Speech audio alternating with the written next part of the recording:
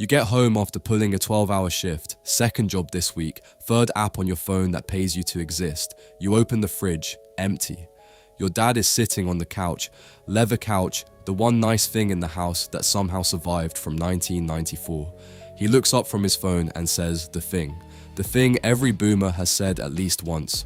Your generation spends too much on coffee and subscriptions. That's why you're broke. And you stand there holding the fridge door open, doing math in your head.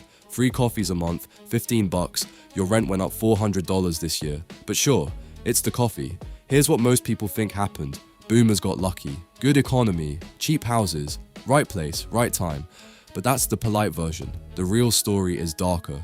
Boomers were warned for decades that the systems they built would collapse on their children. They heard the warnings, they understood the math, and they voted to protect themselves anyway.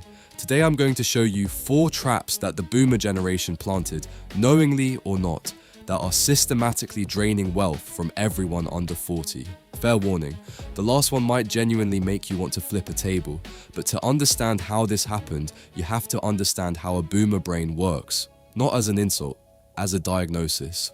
Trap 1, the trust virus. Let's call our boomer Gary. Gary grew up in a place that doesn't exist anymore, a high trust world.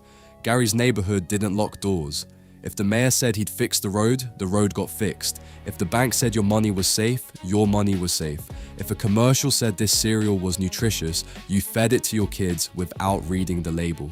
Gary learned one golden rule early: trust the system, follow the instructions, and the system takes care of you. And honestly, for Gary, it worked. But here's the problem. The world Gary trusted doesn't exist anymore. We live in a low-trust environment now. Every email is a potential phishing attempt. Every phone call might be a scam. Every politician's promise comes with an asterisk the size of a billboard. And Gary's brain never updated. He's running 1970s software in a 2025 world. So Gary does something incredible. He installs a VPN because his grandson told him to, then immediately gives his social security number to a stranger who called his landline pretending to be Medicare. He distrusts the thing that protects him. He trusts the thing that robs him. Now multiply that glitch by an entire generation. Gary votes the same way he invests. If a friendly face on television promises lower taxes and bigger benefits at the same time, Gary doesn't question the math. The voice sounded confident. That was enough. Gary's naivety doesn't just hurt Gary, it shapes policy, it shapes elections, it shapes the economy you're now stuck living in. But the second trap isn't about trust or politics, it's about something boomers did directly to you, something they called a gift. Trap 2, the diploma. Scam pull up a photo of Gary's family from 1975. Gary worked at a manufacturing plant. One income, family of 5, they had a house, a car, groceries every week, vacation once a year, savings account that actually grew, one salary, that was it. Now look at your life. You work, your partner works, you both have side gigs, 2.5 incomes, and your bank account still flinches on the 25th of every month. Gary sees this and shakes his head. He's got the answer. You should have gone to college. A degree is the golden ticket. And here's the brutal part. Gary's not lying. For him it was true. In 1970, going to college was rare. A degree was scarce. It cost about the same as a used car. You could pay for it by working summers. You walked out with a diploma and companies fought over you. It was a guaranteed elevator to the middle class. So Gary told his kids and grandkids, take out loans, get the degree. It's the best investment you'll ever make. And millions of young people obeyed. 4 years studying, 4 years not earning, walking out with a piece of paper in one hand and $50, $60, sometimes $100,000 in debt in the other. Then they hit the job market and discovered something terrifying. Everyone has a degree now. It's not special. It's the minimum requirement to pour coffee at a chain cafe. The return on investment math is horrifying. A degree that used to pay for itself in 2 years now takes 15 to 20. That's not an investment. That's an installment plan on a shrinking asset. But Gary still thinks you're lazy. He doesn't see that real wages flatlined decades ago while rent, food, healthcare, and tuition launched into orbit. Gary climbed the tree when it was small. Then he cut the lower branches. Now he looks down from the top and yells, "Just climb!" The third trap wasn't built with bad intentions. Most boomers don't even realize they're doing it, but this one doesn't just make it harder to get ahead, it makes it nearly impossible to start a family. Trap 3, the artificial scarcity machine. The year is 1982. Gary is 25. He works a summer job setting up beach umbrellas. Simple work. He walks into a bank. The banker shakes his hand, offers him coffee, and hands him a mortgage. Gary buys a 3-bedroom house with a yard and a garage.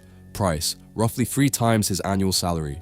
He pays the mortgage with pocket change. Now cut to you. You're 25, you're an engineer. You earn more than Gary ever did, adjusted for inflation. You walk up to that same house. Gary answers the door. He says, "I'm selling. Asking price is $700,000. Cash offers only. I've got 12 other buyers. Decide today." You pull out your phone. Run the numbers. You'd need to save 100% of your salary for 20 years just to cover the down payment. Gary watches you do the math and says, "Your problem is you want everything handed to you." But Gary doesn't just charge you more. Gary plays dirty. Gary goes to a city council meeting. He votes to block new construction. "Protect the character of the neighborhood," he says. Translation: Gary already has his house. You can sleep in your car. When you ban new housing in a city where 100,000 people need homes and you only allow 10,000 units to be built, prices don't just rise, they detonate. Gary watches his property value double on paper. He calls himself a genius investor, but he didn't create anything. He didn't build anything. He didn't improve anything. He got rich because you have nowhere to live.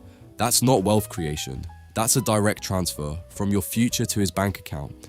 Now, everything I've shown you so far, the naivety, the diploma trap, the housing squeeze, those are painful. But the 4th trap is the one that's been staring everyone in the face for decades. Economists have screamed about it, analysts have published reports, and boomers collectively decided to cover their ears. This one isn't just unfair, it's mathematically guaranteed to collapse. Trap 4, the legal Ponzi scheme. Gary gets angry at Thanksgiving dinner every year. Same speech. "I paid into the system for 40 years, that's my money, I earned my pension." Except it's not his money. The money Gary paid in, it was spent decades ago, on bridges that didn't need building, on projects that serve nobody, on contracts handed to somebody's cousin. Every dollar Gary receives in retirement today comes directly from your paycheck today. Not from a savings account, not from wise investments, directly from you. You are funding Gary's Mediterranean cruise. You are paying for Gary's golf membership, in real time. And here's where the math turns into a horror movie. In 1970, there were roughly 7 working-age people supporting every single retiree. The load was light, everyone was fine, but boomers didn't have enough kids, and they're living longer than any generation before them, thanks to modern medicine, hip replacements, and medications that cost more than your rent. Now there are barely 2 workers for every retiree, and the ratio is getting worse. So you pay record high taxes to fund a retirement system that will be hollow by the time you need it. You're paying into a pool you'll never swim in. Gary ate the entire meal, left the bill on the table, and walked out.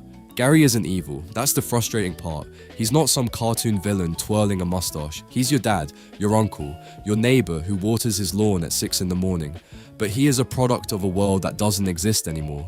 Still playing by rules that expired decades ago, and his refusal to update those rules has left an entire generation paying for a promise that was never meant for them.